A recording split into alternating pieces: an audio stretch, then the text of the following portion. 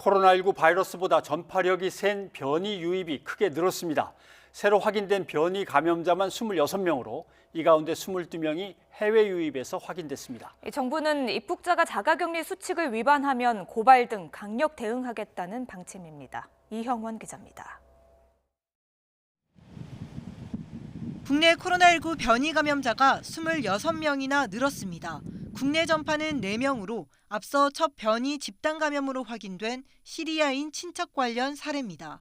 아랍에미리트에서 입국한 이 시리아인을 포함한 확진자 38명 가운데 지금까지 8명에게서 같은 영국 변이가 확인된 겁니다. 이들과 업무 관련성이 있는 400여 명을 조사한 결과 1명이 확진돼 변이 여부를 분석하고 있습니다. 다른 선행 감염자하고 다른 접촉력은 현재는 없는 상황입니다. 그래서 감염 경로에 대한 조사가 또 별도로 진행되고 있다라고 설명합니다. 나머지 22명은 해외 유입에서 걸러졌는데 접촉자 조사에서 감염자가 더 나오지는 않았습니다.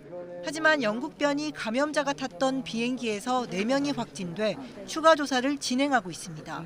근접 좌석에 있었던 사람들 중에 확진이 있었다. 변이 바이러스가 확인된다라고 하더라도 해외에서 유입됐을 가능성, 항공기 내 접촉됐을 가능성, 두 가능성이 동등하게 현재까지 확인된 국내 변이 감염자는 모두 80명에 달합니다.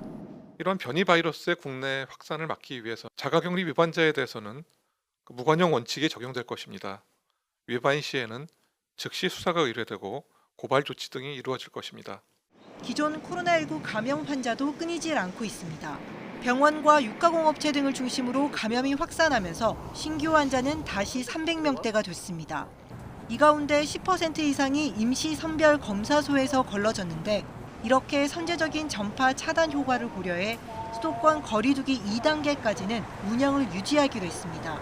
다만 확진자 발견 때 재빨리 대응하기 위해 오는 15일부터는 익명이 아닌 실명 검사로 바꿀 방침입니다. YTN 이영훈입니다.